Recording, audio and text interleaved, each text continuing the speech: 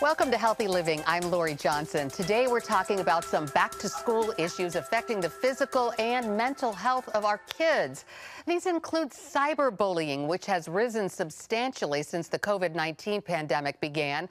Also, online predators. They're everywhere, as evidenced by a 93% increase in kids being solicited for nude photos.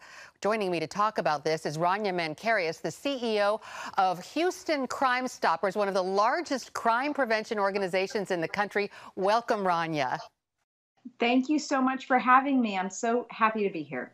So your organization specializes in school safety, and we know that 57 million kids are going back to school these days, some in person, many online. Let's talk about the dangers of online learning and what parents need to do to protect their kids. There appear to be two main types of issues. First, bullying from other students, and secondly, adults who lure them out of their homes and too often into trafficking situations.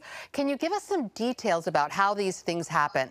Well, unfortunately, it's a real reality. And yes, we have this unbelievable pandemic that we're all trying to manage and do the best that we can. And it's forced a lot of children, a majority of children, to do some type of remote learning. It's certainly forced all children to move from playing outside, visiting with their friends face to face, to having to rely on these gadgets to connect with their grandparents, with their friends, with really the outside world.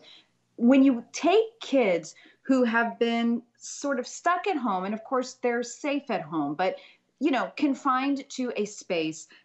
They haven't had the social activities they've had before, and they're doing everything online with that ease of sort of the screen, working behind the screen.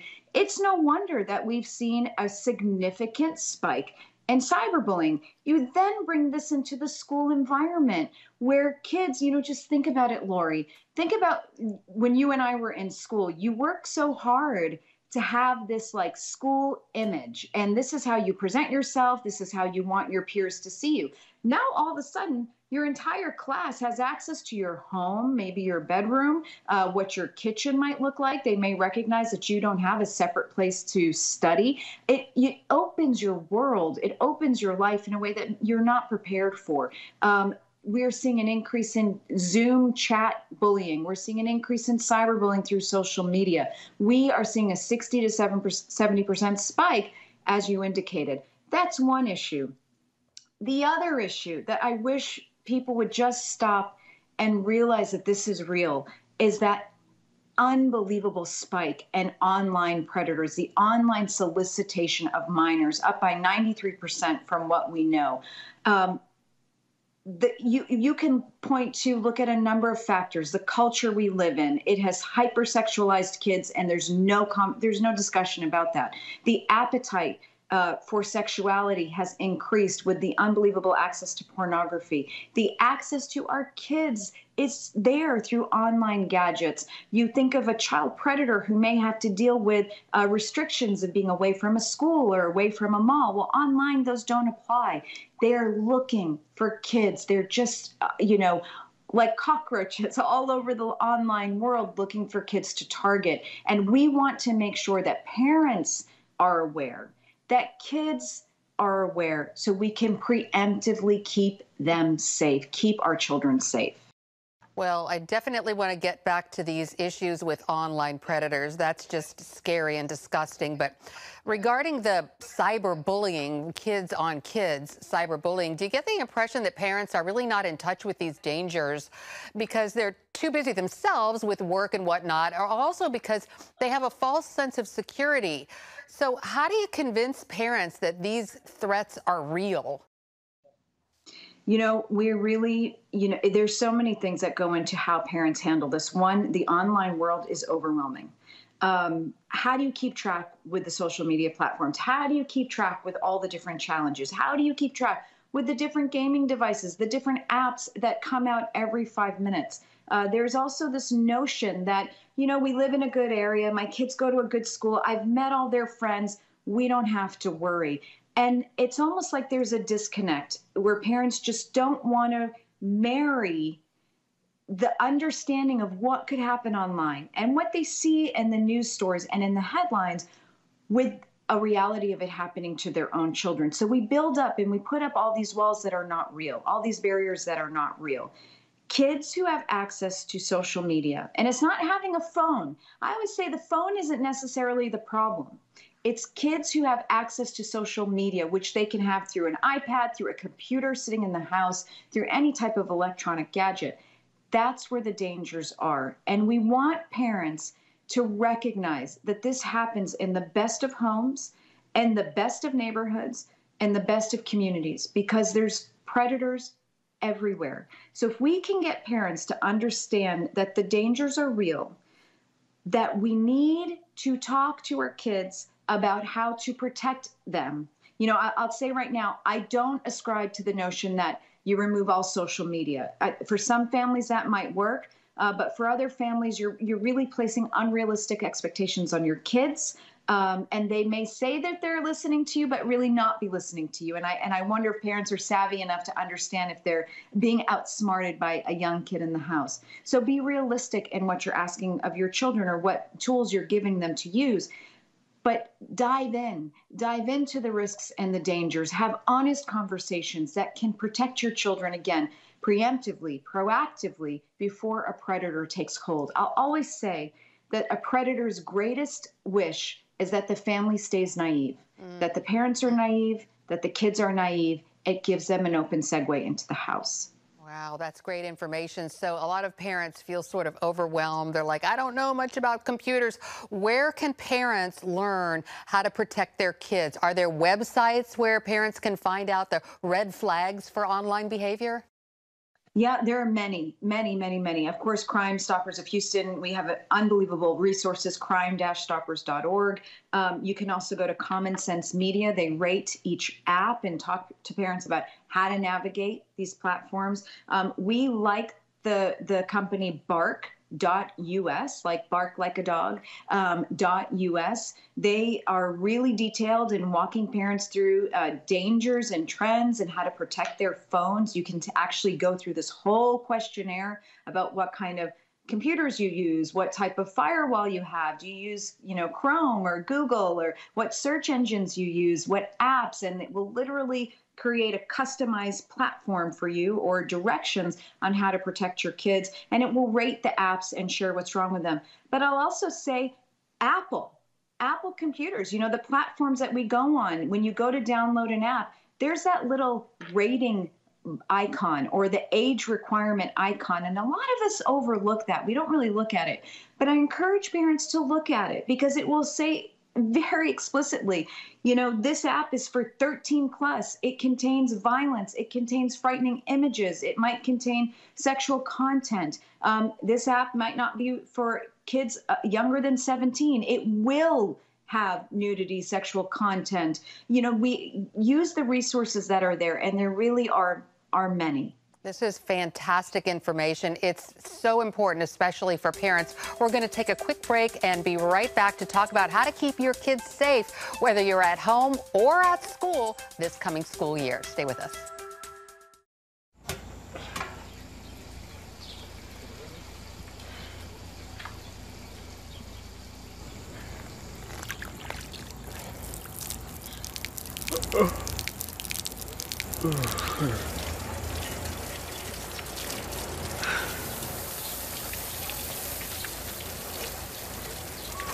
Life is better with a good night's sleep.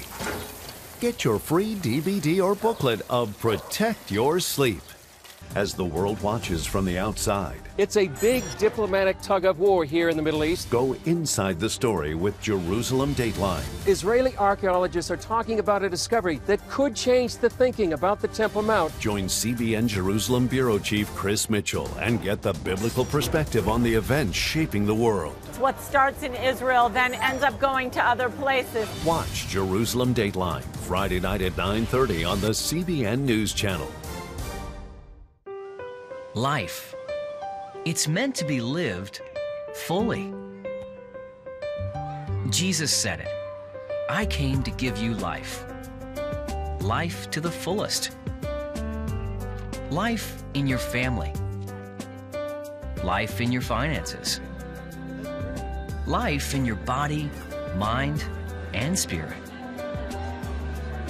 life in your everyday.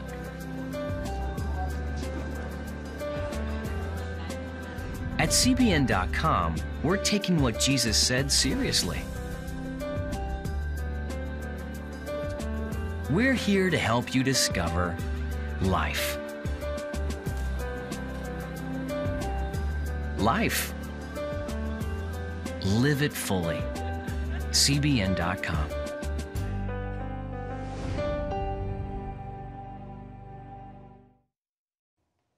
Welcome back. We're talking with Rania Mankarious, the CEO of Houston Crime Stoppers, about how to keep our kids safe this school year, whether they're at home or at school. And, you know, we talked a minute ago before, Rania, about naive parents. When it comes to online predators, kids can sometimes be naive. Things that are shocking to us might not be to the kids, just like we tell our kids never to get into a car with a stranger. Online, don't we need to make sure they understand some red line issues, like never reveal your address or where you'll be at a certain time, never agree to meet someone that you met online in person, and so forth? Absolutely. But I'll take it even a step further. You do have to have those conversations with your kids because, again, in a healthy home, you're talking to your kids about the real risks and dangers, and you're doing it not to scare them. But if you're giving them this platform, you owe it to them to share the risks and dangers. But again, let's take it a step further. Kids need to recognize that a lot of these social media apps that they use all day and that they love so much have GPS tracking devices on them. And I use Snapchat as a great example. Snapchat has what's called a Snap Map. It lets you in real time, any time of the day, any day of the week, go to any of your contacts who have that map enabled. And that's the default, by the way, to enable the map. It shows where those kids are in real time. So if they're sitting at school, it shows them as a little head icon at their school location. If they're home, it takes you right to their home address. If they're at their after-school job or their team practice, it takes them exactly where they are in real time. So if you have a contact that might be turning into a predator, the fact that you're simply connected on some of these platforms gives them the exact location of where you are. So we encourage kids to disable, whenever possible, GPS tracking devices from any of these apps, because beyond not overtly sharing information, you can be sharing that information without even knowing, just by having the phone in your pocket. So is it wise for parents to talk about some of the consequences of meeting someone in person who kind of lures them out of their home? Do we talk about human trafficking, or is that kind of too heavy for kids to deal with? Listen, it may not be a popular opinion, but it's one I've had for many years, and I've not deviated. If you are going to hand your child a cell phone or the ability to have social media where they can engage with anybody in the world, yet you feel like they're not mature enough to have the very real conversations about consequences, then they are not mature enough for the gadget. Well, we're looking at you right now. You appear to be in your home, and this is an issue for kids, too, because they're doing all this Zoom learning and whatnot. Should parents have conversations with their girls or boys about the fact that people can see them on these Zoom calls and save their images, screenshots? So the things they're wearing, you know, the skimpy outfits, and kids who are doing these types of calls while they're in their beds, especially teenage girls, not a good idea. Lori, I can't thank you enough for that question. Yes, we are urging kids. Yes, we're all at home, and that's okay. That's great for those of us who have to do that. Just think about where you are when you do your Zoom online classes. Please get out of your beds. Please, you know, just sit up. I've had a lot of people say, well, they're just kids. Let them be comfortable. This is hard enough. They are just kids. And I guarantee you there's another kid on the other side of their platform, the other side of their device, who thinks it's funny that little Lindsay is, kind of rolling around in her bed while she's on her math Zoom class. It's not funny. They'll take screenshots. They'll take videos of their screens. And ultimately, that's not stuff that you guys want out there. Well, let's talk about online bullying. Can you explain, first of all, what it is? A lot of parents might think that since it doesn't involve violence, it really can't be that bad. What are some examples of online bullying, and how does it harm a person? Oh, my goodness. Online bullying, cyberbullying, some are saying is more harmful than the traditional bullying of, on the playground at school years ago. Cyberbullying never leaves a child. It is more than just name calling. It is the relentless, repetitive, forceful intimidation, name calling, belittling of another. It is so pervasive that oftentimes students feel like they don't want to participate in school. You can have issues of truancy where kids just say, I can't deal with this. But the child themselves, the bullied victim, where do they escape? The social media is everywhere. We have seen suicide increase because children feel like they cannot escape. And you can see it in many forms. You can have actual messages of cyberbullying. You can have people posting terrible comments on a social media platform. You can have friends choosing to get together and post and make sure that the victim knows that they've been excluded or they've been left out. You can have kids create fake social media platforms in the likeness or image of the victim that they're bullying.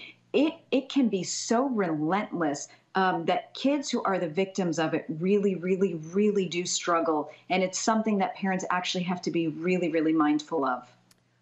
Well, some kids might hesitate to tell their parents they're being bullied online because they're ashamed or afraid their parents will curtail their online activity. So how can parents get their kids to open up to them?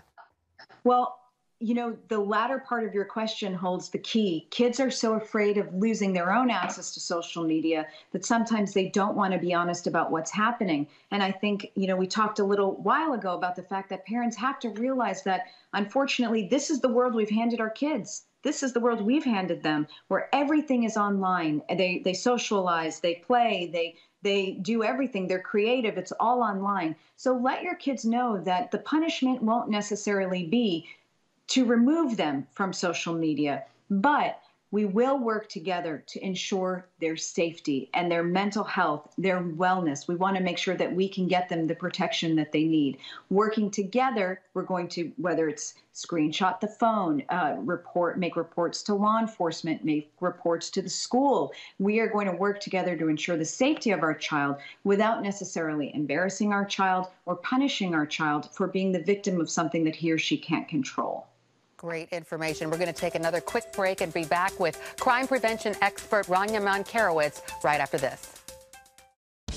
Introducing the CBN Bible from CBN.com. Now, an easier way to study the Bible and grow in your faith. Highlight your favorite verse. Read separate versions at a glance. Click and read a commentary. Or cross-reference your favorite verse using the Strong's Concordance. All the right tools to study the Bible, all in one place. The CBN Bible, available at cbn.com/Bible or the iTunes App Store. This is CBN News Watch. Thanks for joining us. Watch breaking news, exclusive stories and programs, credible news reporting. We show you what's happening in the world and how you can pray about it. This is CBN News Watch, because truth matters. Weekdays at 5 on the CBN News Channel. Yes, right on time. From Superbook. Pepper's Pizza Palace is donating pizza for everyone today. Wait. I have big plans today. Trust in God even when times are tough. He has a plan for your life. Hey, we're gonna be late for the grand opening. My parents want me to help with this outreach thing, feeding the community. What am I supposed to do here? Super Superbook! Join the Superbook Club and get Superbook The Birth of Moses, plus 2 copies to share with others, all for your gift of only $25. Pharaoh ordered all newborn Hebrew boys thrown into the Nile River, and I have a 3-month-old brother. The Birth of Moses. Yours for a gift of only $25. What will you do the next time the soldiers come? I do not know, but I trust God has a plan for all of us.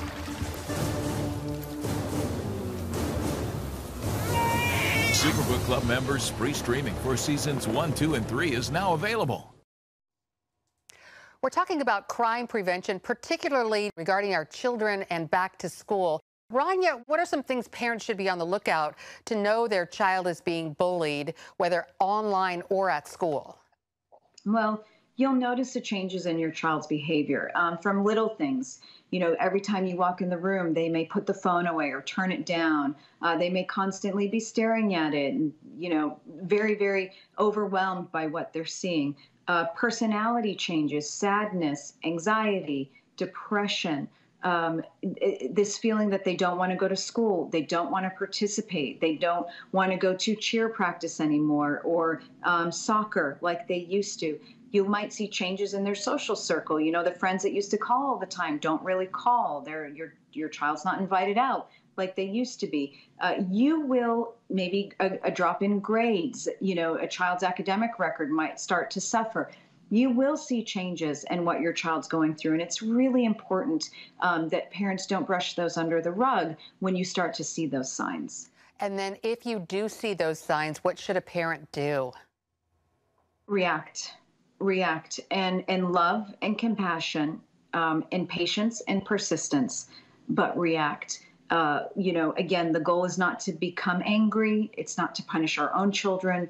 It's not to call out the bullier even immediately, but it is to make sure that your child knows that they are loved, they're valued, that you are going to get through this, that we're going to find a solution, a remedy. They're going to get beyond it.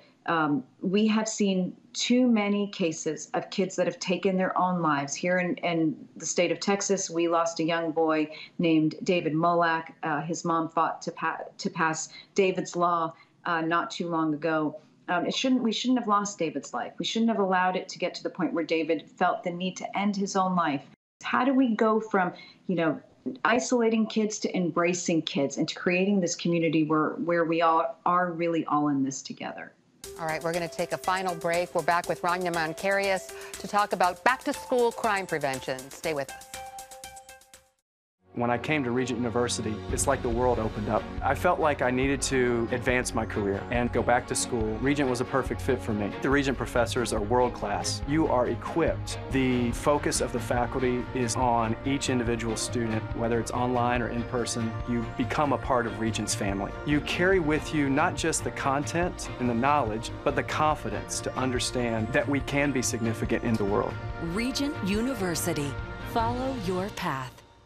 Nigerian Christians in Iran are routinely arrested. Happily, Christians continue to suffer. In times of trial and affliction, you need to know the truth. One of the fastest growing Christian populations in the world. Join Wendy Griffith and George Thomas for Christian World News. Young people are the ones who are open to the gospel. Powerful stories of suffering and hope that affect all Christians. Watch Christian World News, Saturday at 5 p.m. Get Protect Your Sleep and discover how to improve the quality of your life. A free DVD or booklet from the Christian Broadcasting Network. If you're not a great sleeper, you can do things to make yourself a great sleeper. If you're already a pretty good sleeper, you can enhance your sleep and be even better. 5 leading experts help remove the obstacles between you and restorative sleep. When you don't get a restful night's sleep, you wake up with an accumulation of stress. Call 1-800-700-7000 or go to CBN.com to get your free DVD or booklet today. Everything you do better with a good night's sleep. You'll discover how food affects your sleep, how to put insomnia to rest, explore effective remedies for sleep apnea, and much more in Protect Your Sleep.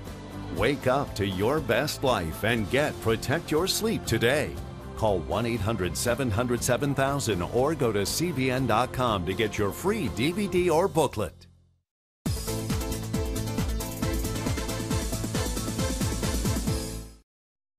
And we're back talking about back-to-school crime prevention. Rania, speaking of in-person learning, we were a second ago, Crime Stoppers, your organization, is dedicated to school safety. What are some of the top tips to keep kids who are going back to school safe? You know, one of the things we really worried about this year is that with such an overwhelming focus on the pandemic and remote learning, and okay, for those who are coming to school, wear your masks, sanitize your hands, wash your hands. We didn't want people to forget that we need to also talk about physical safety of the children at school. So we always start with the child. You know, be your best advocate. If you see something, say something. Understand who you share the information with and what you should do in the aftermath. Be a contributor to the health and safety and wellness of your campus. Make sure you as a parent understand how the school operates, should there be an emergency or a disaster, God forbid, and really make sure that the school as a whole is, and I know that schools are not doing this. I think schools across America have done an incredible job navigating the remote learning with the in-person learning and getting us all back on track. But we just don't want to overlook the fact that safety is imperative. You have a lot of kids coming out of this pandemic with highly stressful situations, families that have financial losses, you know, family violence has increased, and that's the home from which they're coming from. So you're going to have some kids with some problems that will be exhibited on school campus, and it will take all of us to work together to keep our communities safe. But it starts with the kids, it starts with faculty, school-based law enforcement, administrators, and parents. We all work on it together, and we just think it's something, a continuous conversation that we need to be having. You're so in tune with the mental health of school children. Which is better for them, to be learning at home or to be at the school? There's this debate that's raging across the country. What's your take on that? I think the debate is so interesting because I think kids are so different. And some people say, you know, kids are suffering. They need to be in the classroom. You know, they need to be socializing. And I think, well, that's not true for every child. There are a lot of kids that are doing a lot of socializing through their homes, through their communities, through their church groups, youth groups, you name it. But the thought of going to school for 6 hours or 7 hours in a mask is highly anxiety producing, and it's causing them great distress. So I think the answer really comes down to your family. What is best for you and your family? The academic learning of your child, the social interactions of your child, what programs and capabilities your school has, the resources your personal family has. Is somebody able to stay home with the child or not?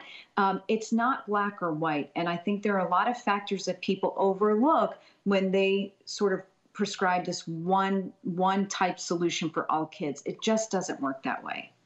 Rania Mankarious, CEO of Houston Crime Stoppers. We're out of time. Thanks so much for sharing this important information with our viewers. And thank you for your dedication to keeping kids safe. Great to see you.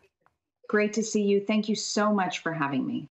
Rania Mankarious, CEO of Houston Crime Stoppers. We're out of time. Thanks so much for sharing this important information with our viewers. And thank you for your dedication to keeping kids safe. So great to see you. It's great to see you. Thank you so much for having me.